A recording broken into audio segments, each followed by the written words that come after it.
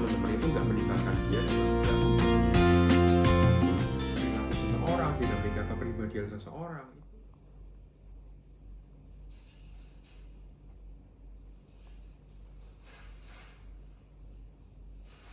Halo, kembali lagi di Tanya Jiwa Podcast di season 2 episode ke-14.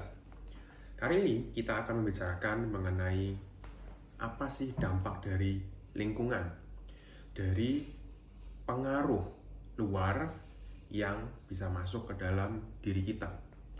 Karena kita bisa meyakini bahwa apa yang lingkungan kita itu ajarkan, apa yang orang lain itu perlihatkan kepada kita, apa yang orang lain katakan kepada kita, itu bisa mempengaruhi kita. Ya kan, kita sering dengar dari semua orang, dari orang-orang dekat kita atau dari siapapun, hati-hati dengan lingkungan, karena lingkungan pasti akan mempengaruhi, begitu kan ya. Tapi seperti apa sih lingkungan itu kita bisa mempengaruhi kita gitu? Mungkin saya akan menjelaskan sedikit mengenai sebuah eksperimen psikologi yang cukup sederhana sebetulnya. Ini dilakukan di luar negeri sebetulnya, di mana ada dua buah kelompok, ya kelompok belajar lah istilahnya seperti itu. Nah, satu kelompok belajar itu diberikan soal-soal latihan gitu ya, yang penuh dengan kata tua, old gitu ya. Kemudian yang kelompok satunya itu diberikan soal-soal untuk belajar yang penuh dengan kata young atau muda. Nah, kemudian setelah selesai semuanya, terlepas dari bentuk soalnya seperti apa, dua-duanya itu sama, hanya penggunaan katanya yang berbeda. Kemudian dua kelompok ini diukur kecepatan mereka berjalan setelah ujian tersebut, setelah belajar tersebut, dari kelas ke sebuah elevator atau lift.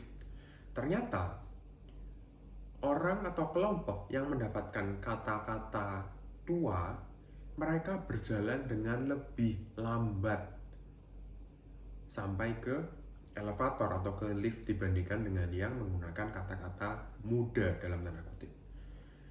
Dari sini mungkin ada yang nggak setuju gitu dengan eksperimen seperti ini. Ya itu kan cuma tulisan, itu kan cuma itu kan cuma soal-soal, cuma kata-kata saja. Mungkin ya, tapi kalian jangan meremehkan kekuatan kata-kata yang sering kita lihat. Bahkan propaganda yang sering digunakan oleh beberapa negara, beberapa lembaga, beberapa apapun lah gitu ya, itu menggunakan kata-kata loh. Kalau kita setiap hari melihat kata-kata yang jelek gitu ya, di dinding, di majalah dinding gitu ya, atau mungkin yang kita baca setiap hari, yang kita lihat, yang kita dengar, yang kita rasakan, orang-orang semuanya menulis buruk-buruk, kita melihatnya semuanya buruk, pasti akan ngefek kepada kita. Kita nggak bisa menolak eksperimen ini, karena nyatanya sudah banyak muncul di kehidupan kita sehari-hari. Ya, contoh, teknik seperti ini tuh digunakan di sekolah sebetulnya, di zaman dulu. Zaman sekarang saya rasa sudah nggak ada deh. Majalah dinding.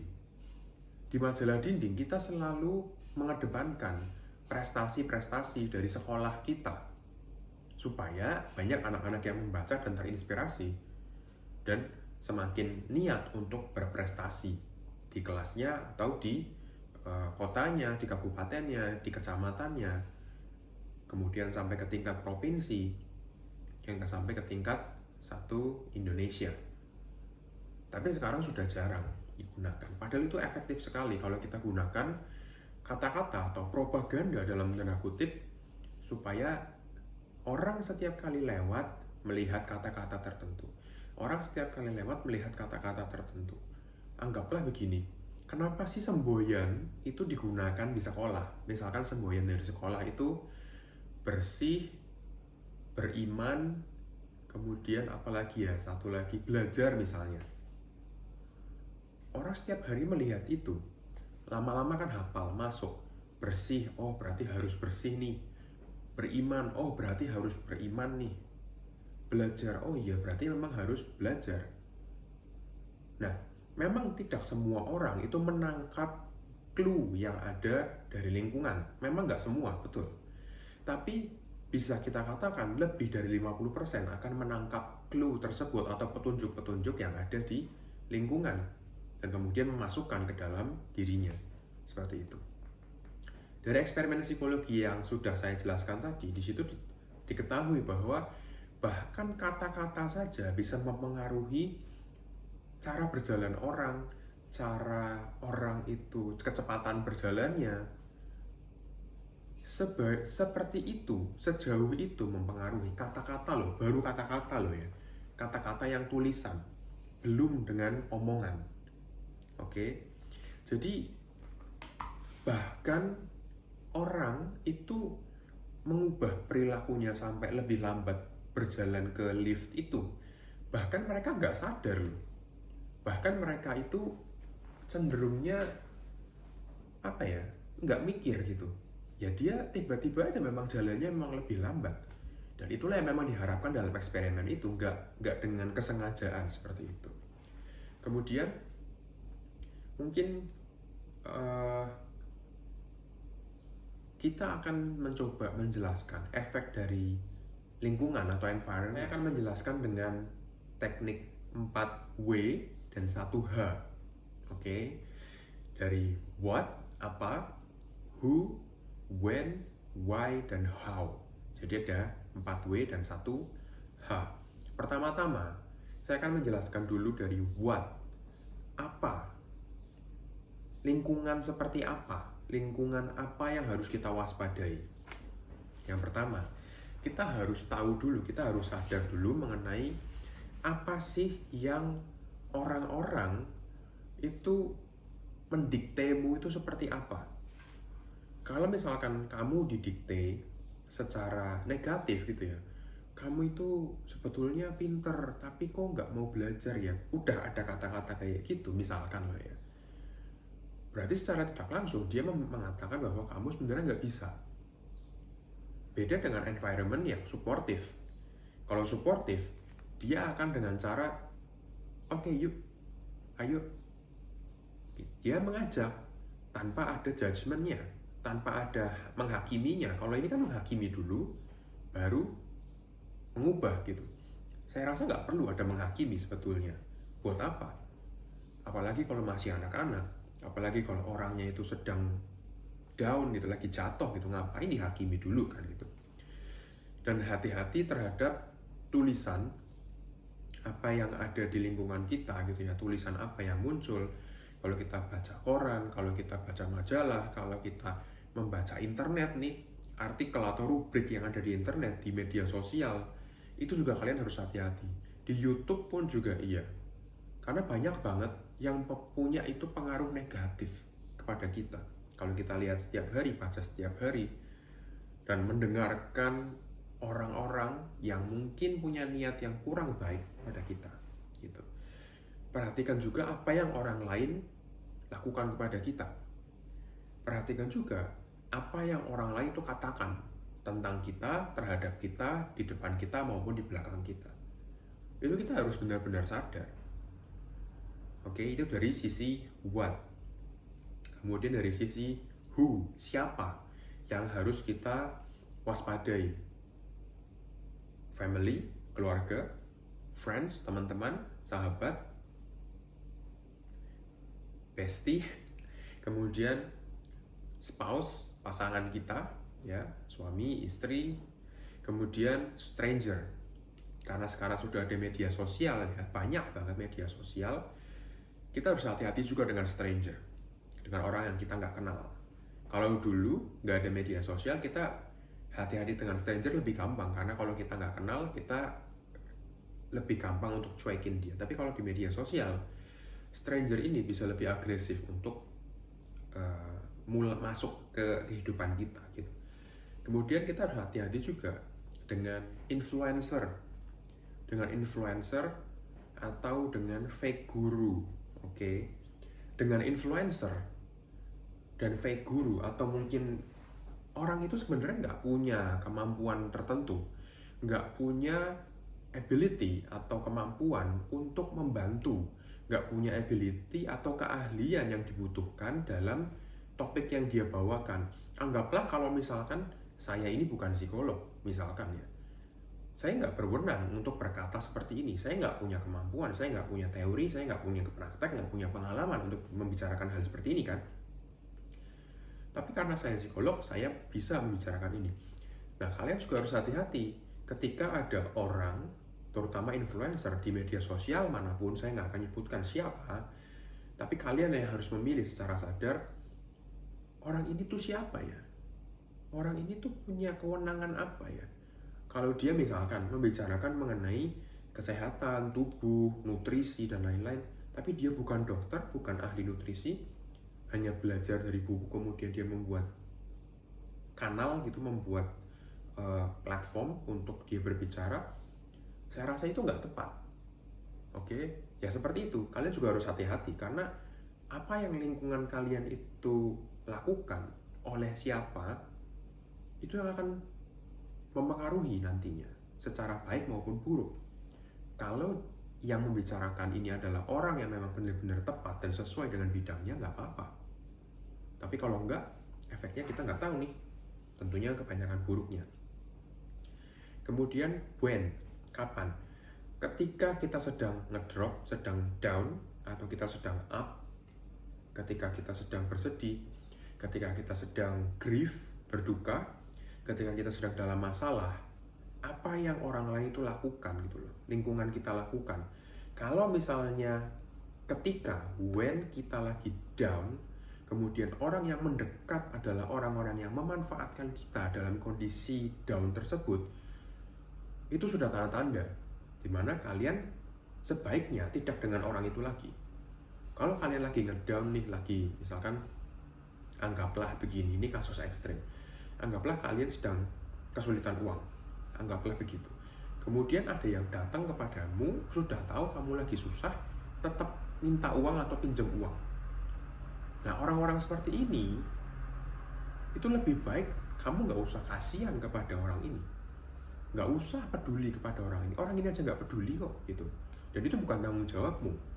Saya bilang, kamu nggak usah bantu orang-orang yang seperti itu. Saya nggak peduli kalau ada orang-orang yang bilang katanya, oh kan kasihan begini. Kalau kita dalam posisi nggak punya, kita ngasih, itu akan menjadi berkat bagi orang itu. Oke, silakan lakukan, boleh, nggak apa-apa. Kita lihat kondisi psikologismu setelah kalian membantu. Syukur kalau misalkan setelah kalian membantu, kebetulan kalian mendapatkan rezeki. Jadi kalian replenish rezeki itu kepada kalian. Tapi kalau enggak, apakah kalian mau mengorbankan dirimu untuk orang lain itu hanya demi kemungkinan? Kan belum tentu. Bukan saya mengajarkan main aman, tapi begitulah caranya untuk lebih menyayangi dulu diri kita, lebih ego dulu sama kita. Kalau kita sudah lebih, sudah banyak, baru kita bagikan ke orang lain. Itu akan jauh lebih bagus daripada kita dalam kondisi kekurangan, kita memaksa untuk membantu orang, dan orang lain juga akhirnya memanfaatkan situasi itu. Itu akan berdampak buruk sekali kepada kondisi mental kita. Silakan dicoba kalau nggak percaya. Ya, jadi hati-hati juga dengan when. Kapan orang-orang atau lingkungan-lingkungan yang buruk itu datang, gitu. Why? Kenapa kita harus hati-hati? Karena dalam hidup kita ya, sebelum ada media sosial sih, mungkin orang itu memang come and go ya, datang dan pergi seenaknya gitu ya. Tapi masih bisa terkontrol dengan gampang. Karena biasanya orang di offline itu bisa lebih intimate, dekat dengan orang.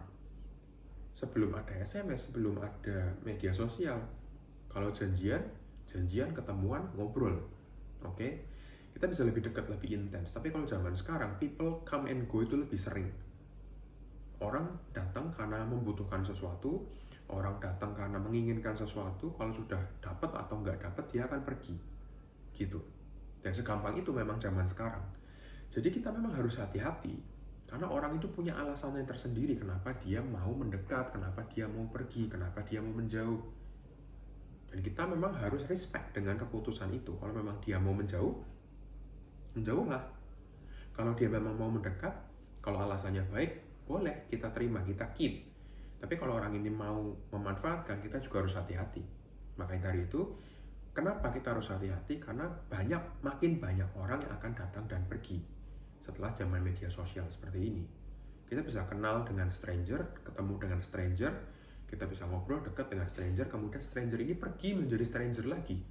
Kalian pasti pernah mengalami hal seperti itu kan, dan itu wajar. Oke? Nah, kita juga harus lebih aware, lebih sadar dengan kesadaran atau consciousness kita, dan kita juga harus lebih waspada dengan clue atau petunjuk yang diberikan oleh orang-orang di sekitar kita.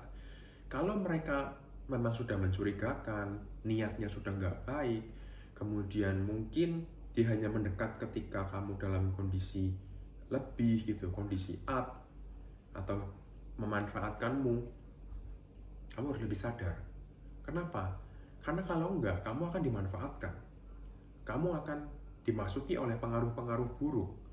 Dan inilah yang sering terjadi, bahkan ini lagi banyak ya di Korea Selatan. Ini lagi banyak banget cult atau sekte gitu ya. Ketika kita lagi down, ketika lagi susah, ketika lagi depresi dan lain-lain, kecemasan, sekte ini mendekat dan menawarkan bantuan kepada kita supaya kita masuk dalam sekte tersebut. Pengaruhnya buruk, iya. Maka dari itu kita harus hati-hati. Kita analogikan sekte itu seperti orang-orang yang mungkin punya niat buruk pada kita. Kalau kita sudah tahu orang itu punya niat buruk, punya pengaruh buruk, ya kita nggak perlu ladeni gitu. Demi kesehatan kita sendiri. Meskipun kita dalam kondisi down maupun up, apapun kondisi kita, kapanpun, kita harus bisa sadar terhadap lingkungan kita. Gitu. Kemudian how, yang terakhir. Bagaimana caranya kita lebih berhati-hati? Dengan cara gini, kita punya prinsip kalau kita holding on terhadap sesuatu yang menyakiti kita, tangan kita itu sakit. Anggaplah tangan kita itu digunakan untuk menahan sebuah tali, tapi tali ini tuh kasar banget gitu. Udah tahu tali ini kasar, kan tali ini akan melukai kita dengan parah gitu ya. Tapi kok tetap ditahan gitu, kenapa nggak dilepas aja? Analoginya seperti itu. Ya udah kita lepas aja sih. Kita nggak usah banyak berpikir nanti kalau ini gimana, nanti kalau itu gimana. Nggak usah, lepas aja dulu. Termasuk ketika orang tua, ketika sahabat, ketika pasangan yang punya pengaruh buruk banget kepada kita. Kita punya apa ya? Kita punya kewajiban, kita punya keinginan, kita punya keharusan untuk melepaskan demi ego kita. Dan ego itu nggak apa-apa.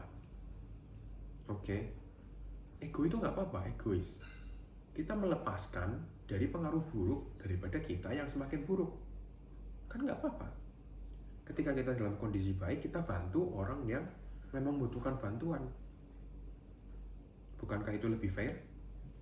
Seperti itu. Kemudian cara yang kedua adalah keep the trophy. Orang-orang yang punya pengaruh baik, pengaruh positif, entah itu keluarga, itu sahabat, teman, pasangan, pacar, siapapun ya, yang punya pengaruh baik, pengaruh positif, keep the trophy. Simpan dia gitu. Jangan biarkan dia lepas kalau dia punya pengaruh buruk. Seperti itu. Kalau yang punya pengaruh negatif dilepas, pengaruh positif kita keep, kita simpan. Seperti itu. Caranya bagaimana? Just do it. Lakukan saja. Nggak usah banyak berpikir. Kalau memang ada pengaruh buruk, lepas. Ada yang punya pengaruh baik, kita dekati. Langsung aja. Caranya bagaimana? Deketin aja pokoknya. Pepet aja. Dengan cara apapun. Seperti itu. Nah, dari hal-hal seperti ini, dari 4W dan 1H, kita bisa lebih berhati-hati terhadap lingkungan kita. Tapi saya bukan berarti mengajarkan untuk over careful, over hati-hati, atau terlalu khawatir, terlalu paranoid dengan lingkungan kita. Saya hanya mengajak kalian, para pemirsa, para pendengar, untuk lebih aware terhadap apa yang lingkungan kita pengaruh kepada kita. Kalau kita tahu pengaruhnya buruk, lepaskan. Kalau kita tahu pengaruhnya baik, keep, simpan. Itu aja sebetulnya. Awareness, mindfulness kepada lingkungan kita, supaya kita sadar, aku orangnya seperti ini, aku butuhnya orang yang seperti apa, aku dapatkan dengan cara yang lebih positif. Aku orangnya seperti ini, aku merasa ada kekurangan di sini, aku merasa ada kekurangan di situ. Oke, sekarang aku perbaiki. Aku sekarang lakukan semua yang terbaik untuk diriku. Itu yang saya ajak. Bukan mengajak untuk over khawatir, over hati-hati, over careful atau paranoid gitu, bukan. Semoga kalian memahami ya yang saya maksudkan di sini. Nah, saya rasa sampai sini untuk topik bahasan kita hari ini tentang hati-hatilah tentang apa yang lingkungan ini berikan kepada kita. Semoga kalian suka. Jika suka, silakan berikan like di video ini. Jangan lupa untuk share ke teman-teman kalian yang membutuhkan. Jangan lupa juga untuk komen jika kalian ingin menceritakan sesuatu atau bagaimana. Jangan lupa juga untuk klik lonceng notifikasi jika kalian berkenan. Seperti itu, terima kasih dan salam sehat jiwa. Bye-bye.